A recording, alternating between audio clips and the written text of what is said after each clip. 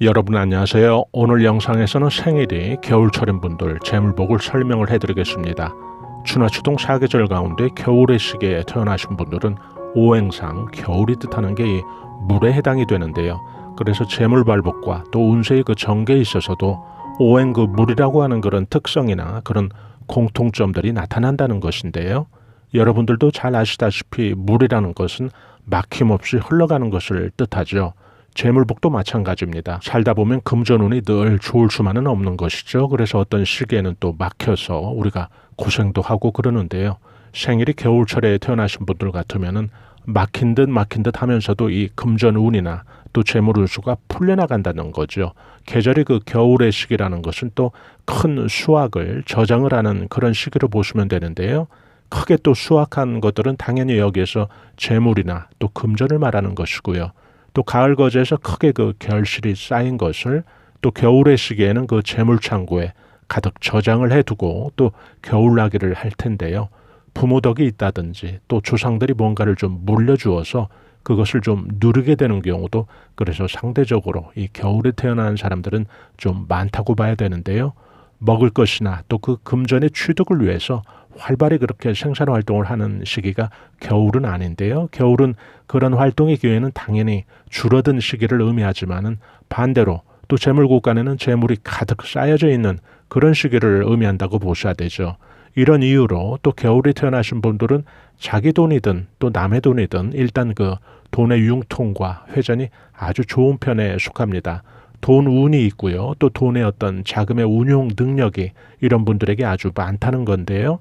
오행의 그런 특성에서 살펴봐도 이 겨울철에 태어나신 분들의 그 오행수, 즉 물의 운동을 여러분들이 생각을 해보시면 또 쉽게 이해가 되실 텐데요. 재물전개의 어떤 방향과 예측을 또 물의 흐름에서 우리가 쉽게 알 수 있다는 이야기죠. 물은 그 나무처럼 창공을 향해 뻗어가진 않죠. 반대죠. 아래로 흐르는 건데요. 물은 그 지혜의 덕장이라고도 표현을 합니다. 막힌 곳이 있으면 그 막힘이 있는 곳에서는 싸우거나 또 다투지 않고 옆으로 피해서 돌아가는 게 이 물의 운동 방향인데요. 재물복과 또 금전운도 이런 식으로 전개가 된다는 거죠. 생일이 겨울철이신 분들은 그래서 이런 식으로 또 재물운이 또 붙는다고 보시면 되겠죠. 어떤 그 모험보다는 그래서 좀 순리를 선호하는 편이 많고요. 또 한 번의 그 일확천금보다는 매일매일 매 순간 흘러가는 그런 물처럼 그렇게 재물을 모아가는 그런 특징들이 있습니다. 오행에서 설명할 때 이 오행 물은 굉장히 그 지혜롭고 또 생각을 깊이 하는 것을 의미합니다. 겨울철이 생일이신 분들이 실수를 또 살면서 그런 실수를 잘 안 하는 그런 이유가 될 수도 있겠는데요.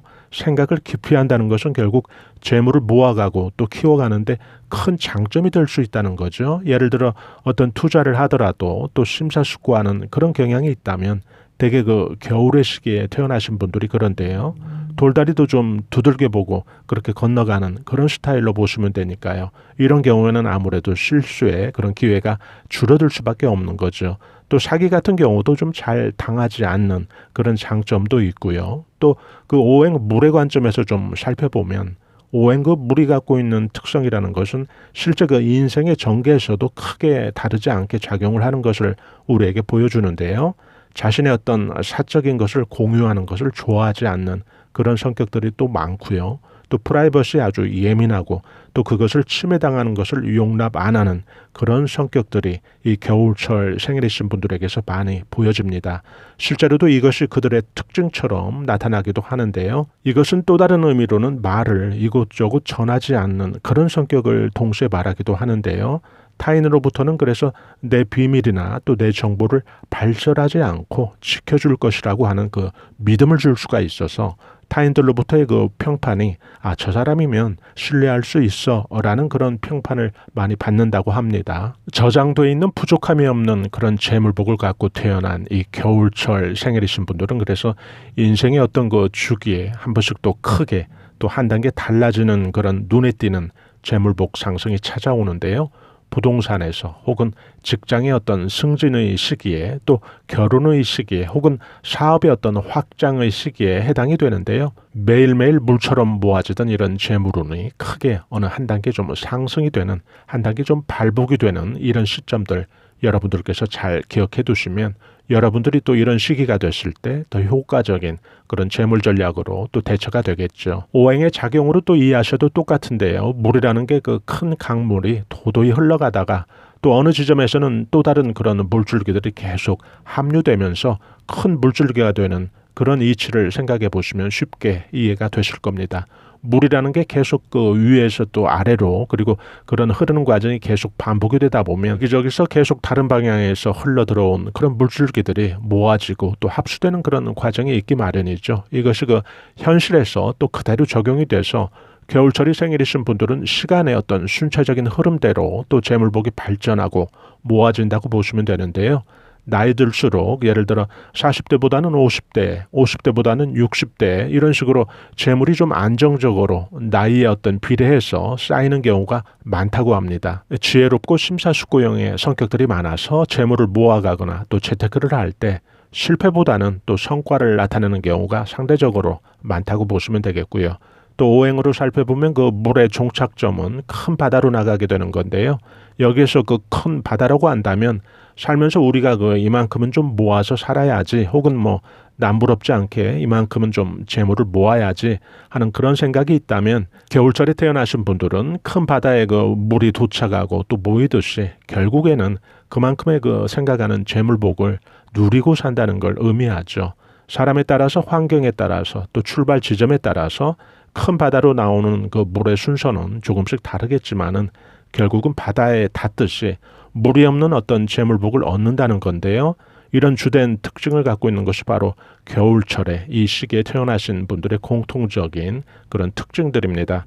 겨울철에 태어나신 분들 가운데서 그 금전운과 또 재물운이 막혀서 고생을 하시는 분들이 물론 있으실 텐데요. 모든 분들이 그 태어난 재물복을 또 다 누리는 건 아닐 테니까요. 오행의 관점에서 좀 들여다보면 똑같이 그 겨울철에 태어났다 하더라도 재물복이 좋은 쪽과 또 재물복이 좀 약한 분의 그런 차이는 두 가지에서 갈라지게 되는 그 이유가 되는데요. 어떤 그 물줄기들을 만나느냐에 따라서 그 달라질 수가 있겠죠. 예를 들어 혼탁한 물, 흙탕물과 함유가 된다면 그 시기에 그 물은 같이 탁해지고 또 유속도 함께 느려져서 결국에는 큰 바다로 나가는 그 여정이 지체되거나 또 늦어질 수밖에 없겠죠. 또 하나는 그 물의 특징은 장애물도 그 피해서 흘러가는 그런 유연함을 가지고 있는데요. 이때 그 피할 때 돌아가는 그런 경로가 얼마나 또 구불구불하느냐에 따라서 이 물줄기가 큰 바다에 이르는 그 시기가 정해지겠죠. 이것을 그 인간관계에서 그대로 또 적용을 시켜보면 겨울철에 태어나신 분들은 항상 그 좋은 인간관계를 좀 신경을 쓰셔야 하는데요. 어느 시기에 또 내가 그 재물복을 안정감 있게 잘 끌고 가는 그런 와중에도 지금 설명해 드린 것처럼 혼탁한 어떤 인간관계를 만난다든지 하면 결국 내가 가지고 있는 그런 재물복과 또 재물운수의 그런 전개 과정이 마치 그 유속이 느려지고 탁해지는 것처럼 재물운수가 영향을 받을 수밖에 없다는 거죠. 그래서 겨울철에 태어나신 분들은 두 가지를 조심하면 아주 좋은데요. 첫째는 그 나의 맑은 그런 순도 높은 오행, 물의 가치를 훼손하거나 또 탁하게 만드는 해가 되는 그런 인간관계, 또 정도가 아닌 그런 인간관계를 좀 조심해야 되고요. 또 두 번째는 그 사기나 또 충동적인 좀 생소한 투자에 대한 조심인데요. 재물복을 지키고 또 성공적인 그런 재물운수 전개를 위해서 겨울철에 태어나신 분들에게 이것은 너무 중요한데요. 이유가 있는데요. 오행상 그 겨울의 시기라는 것은 추나추동 그 사계절 가운데 재물국간에 저장되어 있는 재물이 가장 많은 시기라고 보셔야 되겠죠. 이때 그 재물이 손실되는 일이 생긴다면 그 피해나 또 충격이 또 클 수밖에 없겠죠. 겨울철에 태어나신 여러분들은 이것을 꼭 기억해 두신다면 재물복을 아주 유리하게 전개되게 만들 수가 있겠죠. 겨울철에 태어나신 분들은 오행 금과 가까이 하면 좋습니다.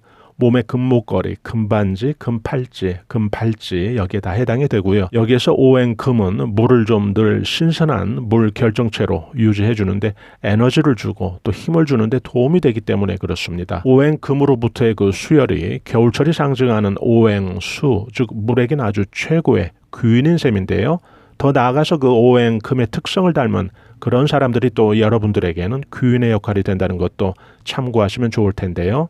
이것은 그 띠를 말하는 게 아니고요. 띠와 또 혼동을 하시면 안 되고요. 오행 금의 성품을 갖고 있는 사람들 그 특징은 생각이 깊고 또 조숙하고 또 맺고 끊는 것이 아주 확실하고요. 또 냉정해 보이지만은 그 의사결정을 정에 이끌려 하지 않고 원리 원칙에 입각해서 모든 행동과 의사결정을 하는 경우에 바로 오행 금의 성품을 뜻하는데요.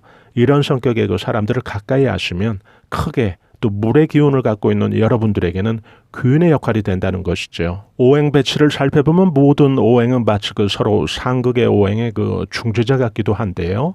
오행물도 마찬가지입니다. 물의 입장에서 그 에너지를 받는 금과 또 물이 에너지를 주게 되는 또 주면서 상승이 되는 이 나무의 오행 사이에서 금과 나무는 서로 상극이지만은 그 가운데 바로 이 오행 물이 존재하면서 멋진 그 두 오행 사이에 중재자가 되는 건데요. 겨울철에 태어나신 분들은 자신의 에너지를 크게 또 충전하기 위해서 이 두 오행, 금과 목을 관심을 갖고 또 그들의 기운을 좀 취해볼 필요가 있겠는데요. 기운의 충전이 제대로 되었을 때 왕성하게 또 재물 성취를 할 수 있을 테니까요. 오행 금의 기운을 충전받는 방법으로 금 제품 여러분들이 가까이 하시면 아주 좋고요. 또 목 기운, 나무 기운을 수혈받기 위해서는 숲 체험 여러분들이 좀 하시면 아주 좋은데요.